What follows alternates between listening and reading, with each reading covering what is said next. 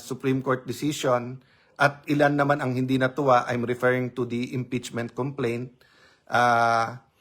Having said that, di ba, kaya nga tayo nag-submit, kaya nga may Supreme Court. Sabi nung iba, check and balance. Yes, ang ibig sabihin po ng check and balance, sa dictatorship kasi, lalo po sa monarchy nung araw, legislative, executive at judicial, yung three great powers, nasa isang tao lang, nasa isang institusyon.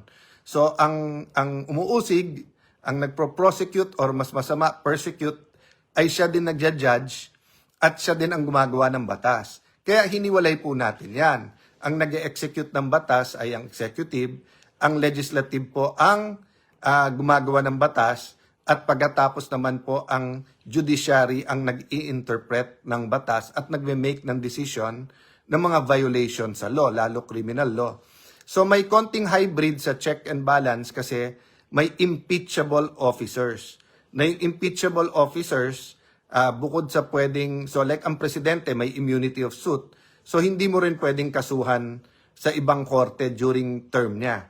Yung iba, so ibang issue pa yan, no? But generally, around the world, generally, pwede mong kasuhan yung ibang impeachable officer basta't wala silang immunity from suit.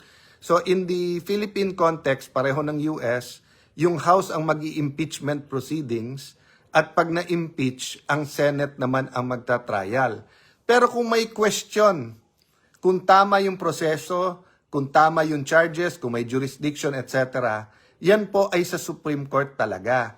Kaya akala ko po at least magiging unanimous po tayo lahat nung meron pong factual na nangyari, which is yung naunang mga impeachment cases na hindi gumalaw sa House, ay Supreme Court magde-decide.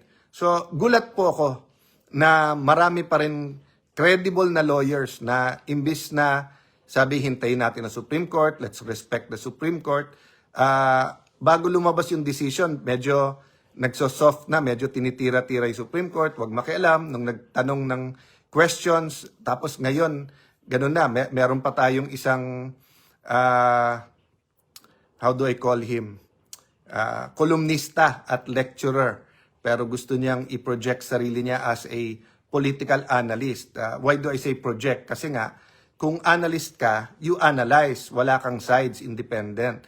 Pero kung ikaw ay may isang side, propagandist, sinasabi pa kung ilan yung na-appoint ng dating Pangulo sa Supreme Court. Kahit na unanimous ang decision at kahit na nagkaroon ng napakabibigat na kaso, isa po dyan yung hinihingi ni President Duterte na TRO na hindi po siya mapadala sa ibang bansa. So makikita nyo po na medyo toxic at so political ang ating atmosphere na kahit yung final arbiter ng kung ano ang ating konstitusyon at batas at kung tama yung proseso hindi po na-spare sa tira. Don't get me wrong po, all throughout history, there are decisions we like or not and it's okay to comment. But it's beyond commenting eh. So saka ko napapasukin yon. But ang point ko, so I'm sure maraming nagdadasal sana ma-impeach ang ating Vice President Sara Duterte. Ang daming nagdadasal sana po hindi ma-impeach ang ating Vice President Duterte. Sana Lord nandiyan ka sa side ni Vice President Duterte. Sana Lord nasa side ka ng House at nasa side ka ng accountability. Nasa side ka nila former Senator Congresswoman De Lima and her group na maraming beses, maraming sinasabi. Pero hindi ba ang tama, dapat, Lord, turuan nyo kami, how do we be on your side? Ano ba, Lord, ang tama? Diba? Kasi meron talagang final arbiter. Kaya may nabasa ako, diba, na after the Supreme Court, you appeal. And after yung appeal sa Supreme Court, sa Diyos talaga ang appeal. So ang point that I want to make tonight is that if we want to build our nation, if we want to develop our nation, yes, we have to have accountability. Yes, we have to have a system of holding public officials accountable.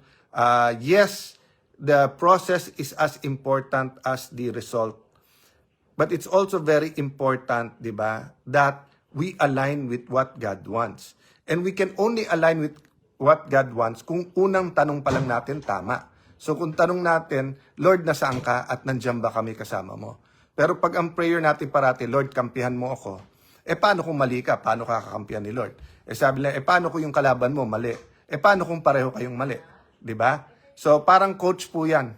Ang coach, mas malawak ang nakikita sa player. Ang Panginoon, lampas-lampas pa niyan ang coach, 'di ba? So, I'll say more, but I'm asking all of you to pray for the nation. Pray where we go from here. Remember, impeachment is one of the important and may I say isang very emotional issue. But what about yung mga binaha? What about yung billions of pesos, trillion na nga sa DPWH na tama ba pinupuntahan o hindi? First prioritization, meaning dapat ba talaga sa DPWH yun o sa DepEd or sa DOH or sa DOTR? And then implementation, tama ba yung pag-i-implement or mali? I was watching someone I really admire, Architect Palafox, at napakatagal na ng mga plano na to at sinulatan pala niya lahat ng Pangulo sa start ng administration nila. So, anyway, I'll talk more about that tomorrow. But let me just transfer to you that whether tuwan-tuwa tayo sa desisyon ng Supreme Court or whether nalulungkot tayo, we have to pray for our nation and we have to ask God, Lord, make us in your sight, di ba? So having said that, I want to completely make it clear, we are for accountability, we are for process. Ang dami-daming public officials na dapat i-hold accountable. Actually, walang exemption dyan, lahat kami. I saw a clip in Inquirer.net, yung isang kongresista sinasabi the LGU should step up.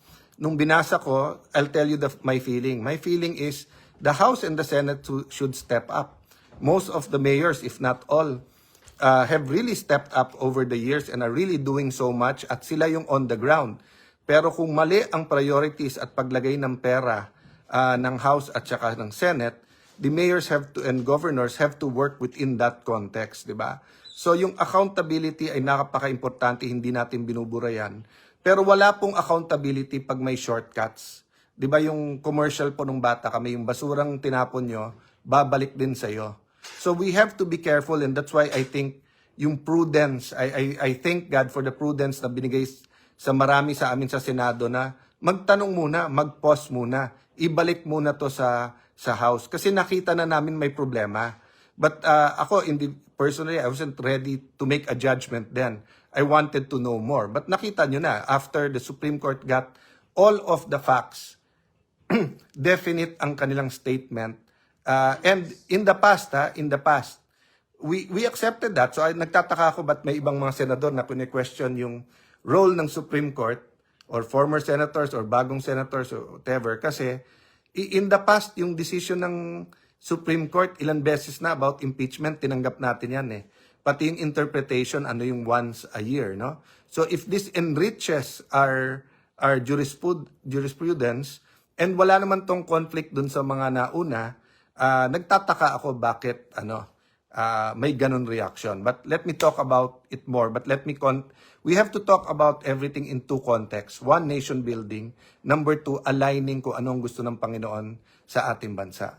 So good night everyone. God bless. Thank you Angeline Castro Ungcal. Si Lani nag-good night din. Luvisa Pabila Bonane. Nasa Doha, Qatar. So ingat daw yung mga lugar na tuloy-tuloy po ang pag-ulan. Shout out sa Dumdum family sa Toboso, Negros Island region. Yan. Thank you Jimson Lim. Nils Perez from Hong Kong. Yan. Happy Sabbath din, Mari Pasco. Emily Bandola watching from Hong Kong. Jentan Austria. From the Netherlands. Yan. Hedja Ramna Makarambat. Magandang gabi po. So, as I say good night let's not make a mistake na kahit anong bigat ng issue, hindi lang isang issue ang hinaharap ng ating bansa. And there's always personal issues na hinaharap ng ating mga kababayan, whether yan ay pag-aaral ng anak, meron may sakit sa pamilya, problema sa opisina o kakulangan ng kita. So parating may ganung problema. So let's be sensitive and remind yourself, you are a solution to a problem. God made all of us not to be a problem, but made us to be a part of the solution. Good night. God bless.